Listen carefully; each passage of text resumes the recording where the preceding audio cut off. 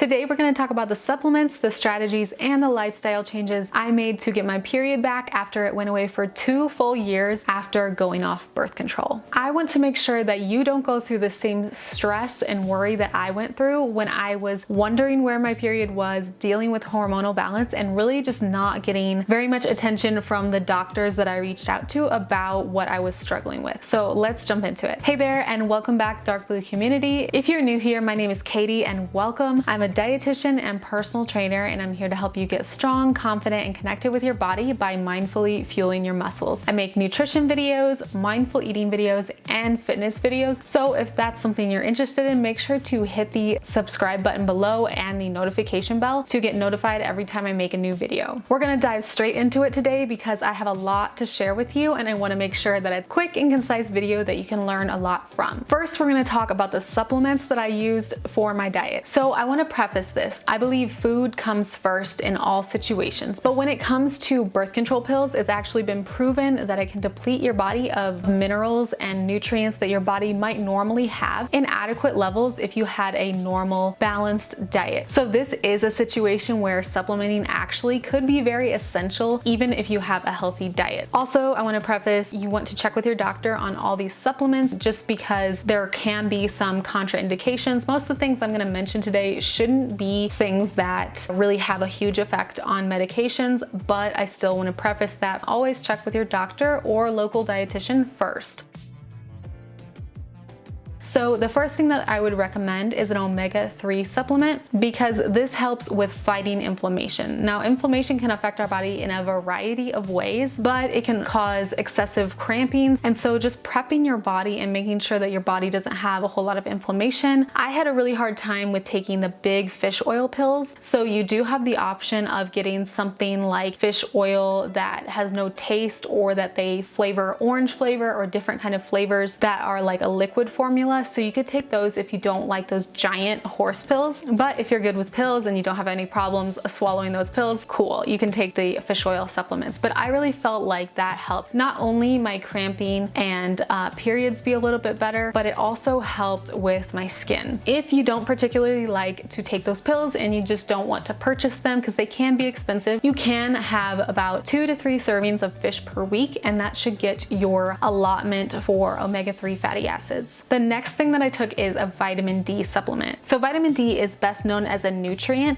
However, most people don't know that vitamin D is actually a pro-hormone, which means that your body can convert it to a hormone. So your body doesn't produce a whole lot of vitamin D on its own, so supplementing or just making sure that you get a lot of sunlight can be helpful. Now, in certain areas, you might not be getting as much vitamin D. I feel like I get plenty of vitamin D in Colorado, but in Illinois, sometimes I felt like unless it was the middle of summer, I wasn't getting a whole lot of vitamin D, and I would definitely deal with things like seasonal depression and stuff like that. So if you feel that way, it really doesn't do a whole lot of harm to supplement with vitamin D. I would ask your doctor how much you should take, but it usually ranges from 2,000 to 10,000 IUs or international units of vitamin D that they take, and the upper limit is that 10,000. I probably wouldn't take even that much unless you really need it and your doctor prescribes it. I would probably take on the lower end of like the 2,000 and 5,000, but again, this is a generalized recommendation, so you really want to check with your doctor before starting this supplement. Research shows that vitamin D can be linked to lower levels of testosterone in men, but recent studies also show that low vitamin D in women could affect hormones like estrogen and progesterone. So it can affect hormones in both men and women, so a lot of people could really benefit from vitamin D. And the last thing that I would really recommend, all of these I would recommend, but if you only can take one and you can only afford one, I would do this one. That is a multivitamin with iron in it. So one multivitamin and mineral with iron that I would highly recommend because it's affordable and it also does not have the side effects that a lot of multivitamins with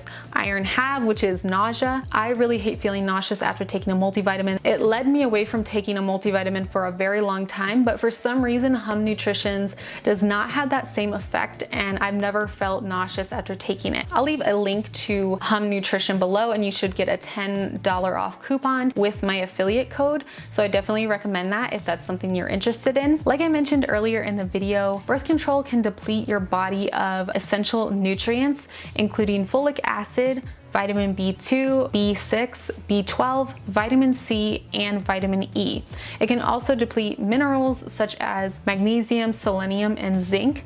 So really, it's a lot of different nutrients that it can deplete your body of. So it's important to get that full spectrum of nutrients from a supplement, and then also have an adequate amount of food in your diet to really get those levels back to normal. So iron is a mineral that transports oxygen in the body, and a lot of times women are naturally low in it even if they don't have hormonal issues, and this can cause stuff like fatigue. So make sure that you have one with iron, especially women of childbearing age. Also make sure that this multivitamin has plenty of zinc in it, because zinc also helps metabolize the nutrient that your body needs and helps with tissue repair, immune system, hair, skin, and nails. Going along with supplements, I want to mention something that I really wish that I had back in the day when I was really struggling with hormonal imbalance and not getting answers. And that is Let's Get Checked. Let's Get Checked is an at-home testing kit that allows you to do a number of tests, from female hormone testing to thyroid testing to vitamin panel testing and more. You receive the test in 1 to 2 business days in the mail with a very discreet packaging. You take a blood sample, use their prepaid shipping label, and ship it back the same day, and your results are reviewed by doctors and nurses from the Let's Get Checked app. Results come in 2 to 5 days. Let's Get Checked was generous enough to let me sample a few tests, and I was really impressed with just the quality, speediness, efficiency, and just the legitimacy of their tests. I was just blown away with the ease of use and the ability to get legitimate testing from home. This was something that was not available to me when I was struggling with hormone imbalance back in the day. So if you want to use my affiliate code, I have a 20% off your first purchase affiliate code DBN20, which you can use. I'll leave a link in the description box if you want to check it out. I do receive the commission from the purchases you use using this link and the code. So just to be completely transparent about that, but I definitely only share the products that I really love. So Let's Get Checked definitely fits that bill for me. Again, DBN20 down in the description box below. You can use that link and get 20% off your first order with Let's Get Checked. Now let's move back into some of the lifestyle changes that I made to help get my hormones back after 2 years of a missing period. We first talked about supplements. Now we're going to talk about food changes, because I think that's the #1 thing that you really have to focus on when you're trying to get your period back. We can buy all the supplements in the world, but if our diet is crap, then we're not going to have good hormone health. The first thing that I want to mention is having regular and consistent meals. Did you know that if you don't have consistent meals and you go really long in between your meals, that you can actually be causing your body to release more cortisol, which is a stress hormone in your body? So what does this mean exactly? So in a general sense, I would recommend eating every 3 to 4 hours, depending on your hunger levels. You really want to listen to your body. You don't want to stuff yourself when you're absolutely at your limit. If you're really not hungry after about 5 hours, I would recommend having just a little tiny bit of something and stimulating your appetite. I actually have a video on what to do when you're too stressed to eat, so I will link that below and make sure you check that out if you're having trouble eating every 3 to 5 hours. The reason this is so important when it comes to hormone health is your body needs to be getting adequate calories, maybe more than you're used to make sure that your body gets back into that equilibrium. In a sense, your body's hormone levels have been really thrown off, and it does take a lot of metabolic energy for your body to create new hormones and get those back to the normal levels. So if you're not getting enough calories, your body doesn't have enough to do its normal daily functions, let alone make hormones. Especially if you are an active individual, you need to make sure that you're eating enough for your activity level, because your body actually prioritizes high stress activities like sports, weightlifting, and HIIT workouts and stuff like that over normal daily functions. So if you're working out and eating a low amount of calories, your body is going to fuel your workouts first, and then your normal daily activities second. Until I started learning more about sports nutrition, I actually didn't know that. And it's very, very interesting, and it makes a lot of sense because female athletes are at really high risk of losing their period. And so with all that in mind, it just makes sense to me. You also want to make sure not only that you're getting enough calories, but that you're also getting enough carbs, fat, and protein in the normal ratios that are recommended. Typically, it's recommended to have about 50% of your diet from carbs, 30 from fat, and 20 from protein. Now, I would say that carbs and fat are things things that you should maybe prioritize above even protein at this time, because carbs do a lot of great things and so do fats, and here's why. Carbs impact your mood by increasing endorphins and dopamine in your brain. As you've probably experienced if you've had a hormone imbalance, your mood can be really, really low at times, and it can cause anxiety, depression, and other problems like mood swings. So if you have more carbs, your brain has more ability to have that feel-good hormone released and thus feeling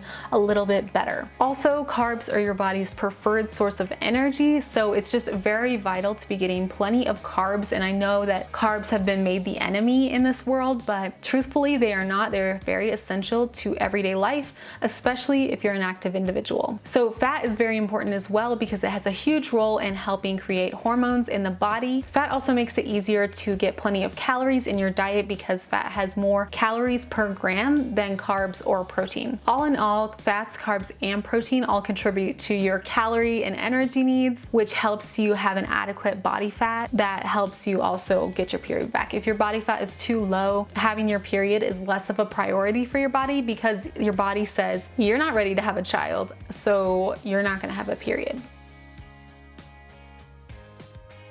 The last thing that I want to mention that's really important and maybe a little cliche for some of you, but it's something that I have to say. Stress management is so important for hormone health. I was the type of person that really ignored this for the longest time, and I think starting to manage my stress levels really helped my body heal. And I want you to know that even though it might be cliche and annoying for people to say that it's important to manage your stress levels, it really truly is, because if your body is pumping out too much cortisol and feeling stressed and afraid, in a primal sense, your body's not focused on making babies or having a period, it's focused on survival. So I'll share a couple things that I have done to help manage my stress levels. First and foremost, I have tried yoga, and I do yoga usually once or twice a week, if not a little bit more if I can. And the reason I like yoga so much is because I'm the type of person that struggles a lot with meditation because I have to sit still, I have to quiet my mind, and it's really a struggle for me. So something that helps me ease into meditation a little bit more is yoga, because you're moving your body. I just think there's something about focusing on the moves that is meditative, but also, it's something that's active and it helps me ease my mind just a little bit easier than meditation right now. And meditation is another thing that I am just trying to incorporate slowly to help ease my stress levels. So I also noticed that getting more sleep really helped me. I feel like it just helped my body heal, which makes sense because your body does an enormous amount of healing at night when you are in REM sleep. So just getting that adequate amount that you need is so important. Sometimes during my period, I will admit I get anywhere from 9 to 11 hours of sleep. Your girl is just tired during her period, especially day 1 and day 2. So make sure during your period you're getting plenty of sleep. Oh my God, she's so cute. Look at her. So make sure during your period you're getting plenty of sleep so your body can heal. If your body's telling you you need more, maybe just go to bed a couple hours earlier if you can't sleep in, and just give your body what it needs. The last thing I will mention as it pertains to stress and stress management is actually doing less HIIT workouts. HIIT workouts are oh my God. HIIT workouts are wonderful if you are a normal, healthy person, but if you are dealing with hormonal imbalance, releasing again with the cortisol, HIIT workouts can actually release too much cortisol in your body, especially if your body is trying to heal. And so it can make it really difficult to heal a hormone imbalance when you're doing too much excessive pump your heart rate up kind of workout. Low intensity strength training is fine. Yoga is fine. Weightlifting is fine. I would just try to do more low intensity workouts versus high intensity. So those are my tips for how I got my period back. I want to know your stories in the comment section below, because I feel like I'm definitely not the only girl that has dealt with this before.